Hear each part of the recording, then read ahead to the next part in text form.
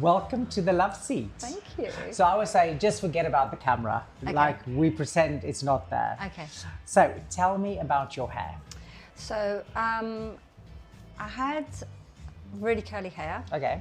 which I liked, although I was trying to straighten it when I was younger, and then I embraced it as I got older. And then I was paralysed, and I think that the hospital stay, it was 11 weeks, and then all the drugs that they pumped into me messed with my hair, and it's gone really flat, and my grey come through really, really quickly. I am 62, so I'm expecting grey anyway. Okay. But I'm also a swim coach, Right. so I tie it back a lot Okay. because I don't really know what to do with it. It just feels a bit, just feels nothing, Right. and I'm losing quite a bit of. It feels a bit sparse in Right. places. Do you feel it feels sparse even when it's freshly coloured, or do you feel you do? Okay. So I would say, to come back to what you've said first, obviously when the body goes through trauma or any big hormonal changes, the hair is the first thing that can be affected. So for example, one of my friends, she had very, very curly hair. She gave birth twice, her hair's straight. Yeah. So obviously traumas in the body can 100% cause the hair texture to change. Yeah. How long ago was it that you were hospitalised? 9 years. 9 years ago. Okay.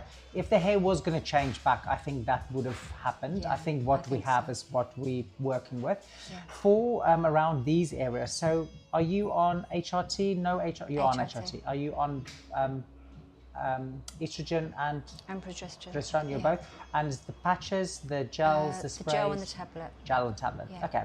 So for estrogen, so obviously estrogen is the friend of the hair. That's the thing that gives you the growth cycle, and progesterone is the thing that actually keeps the hair follicle open.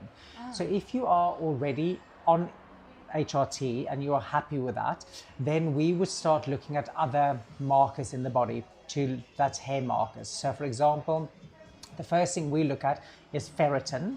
So ferritin is part of your iron family. Yeah. And for a healthy body, your ferritin has to be between 11 and 150. But for healthy hair, it has to be over 80. So most women will sit around 40, which is fine bodily, but it's not enough for hair. Yeah. Then we look at your zinc. For a healthy body, it needs to be between 10 and 18, but for healthy hair, it needs to be above 16. Okay. Then you look at your B12, B9, omega-3, vitamin D, and omega-3. Those are all hair related. So biotin is definitely, it does help hair. It's also a B vitamin. Just started to take it. So biotin, great if you take it. It only works if you're deficient. Okay. So it's one of those things, if you're not deficient, it doesn't do anything, but it only works if you're deficient. That's the only downside to that. But I think if we look at those type things, then we can take a look at where you are at, but also protein intake for women from over 40. We recommend you take 1.5 grams of protein for every 1 kilogram that you weigh. So if you weigh 60 kilograms, you should take 90 grams of protein a day. Okay. So that's, to give you an example, you know those total yogurts, the 0% fat ones. So a whole tub of that is 40 grams of protein. Oh, okay. So it's a lot more protein than people think. Yeah. A chicken breast is normally about 20 or 30 grams of protein.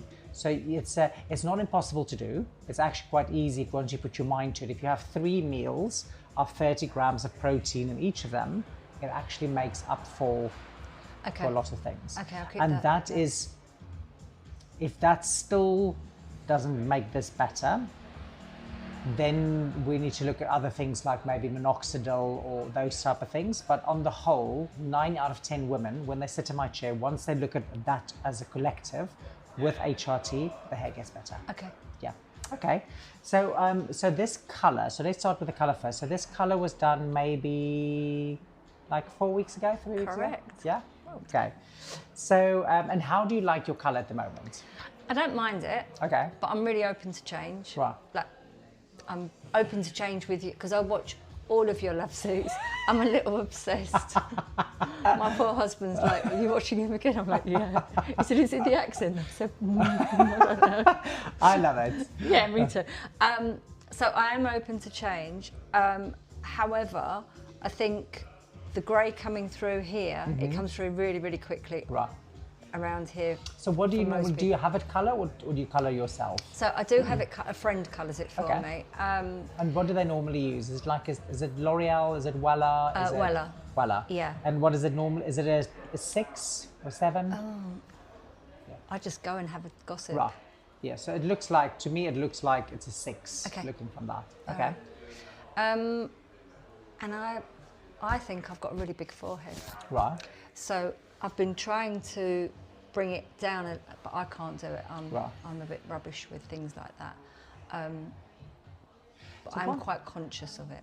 So what I will say, so when I look at your hairline, the growth, so the hair, so if you look at my hairline, if I do that, you can actually see, do you see here, the hair grows this way, Yeah. and then my curl pushes it to do that. But if I do that, the hair naturally wants to fall back.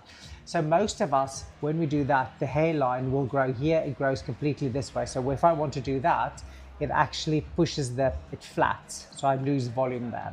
Now with your hair, when I look at your hair, now this could be because you've had it tied back, so we need to see once the hair's been shampooed, but every single follicle grows backwards. Yeah. So to give you a hairstyle where that is gonna sit, I think will be tricky for you to manage. Not impossible, but it definitely will require you to style the hair, let's say from wet really forward and get it molded to sit like that. It's not like my hair that naturally, if I do that, that's where it wants to go. Yeah. So your hair all wants to go back. So that will be, like I always say to people, nothing's impossible. It just requires a little skill set to get you to where that needs to be. Okay, so definitely, so when I look at your face, the first thing that I see is you've got really lovely cheekbones. So that will be my first thing that I want to enhance. Lengthwise, I'm not actually, few people, actually my previous love seat was the first time somebody came in where I said to them, I actually like your haircut.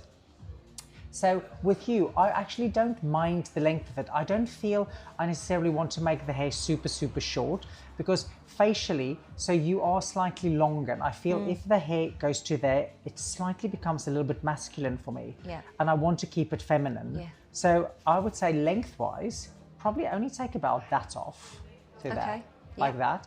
But definitely give you more shape through the front, you know. So, you know, as soon as I do that, as soon as I bring those cheekbones, open that up through there, the cheekbone starts coming out and definitely more shape because at the moment your hair is all one length. I know. So that definitely needs to be shaped that the hair starts becoming more movement. And you can see if I bring that in through there and give you a little bit more, a little bit more sexiness and wildness, a little bit more fun in the hair, which I think will look really nice. Not heard those words for a while. We need to get your husband in here. And I think, you know, that will be something that's easy for you to style because you do have, there's a good amount of hair, but it is very, very fine hair. So I definitely don't think it needs to be overly layered. But some soft movement, texture, building that shape in there will work really well. Okay. Now, color-wise, I actually think, so your eyebrows, are they microbladed? Microbladed. Okay. So because the eyebrows is quite dark, with the hair color, I actually think in an ideal world, I would actually make you slightly darker through the root. However, I'm not going to do that because your regrowth will be a nightmare. Because the eyebrows, what I always say to people, is the thing that connects your color and your face together. So we look at skin tone, we look at eye color, eyebrows, and then hair. Now, I like the fact that the hair is slightly warm on you because it actually lifts the skin. You're not a blonde. No, I tried it. Yeah, you're not a blonde. I wasn't a blonde. It will wash you out. However, but what I would like to do is because the hair is fine, I would like to put very fine bits of balayage in.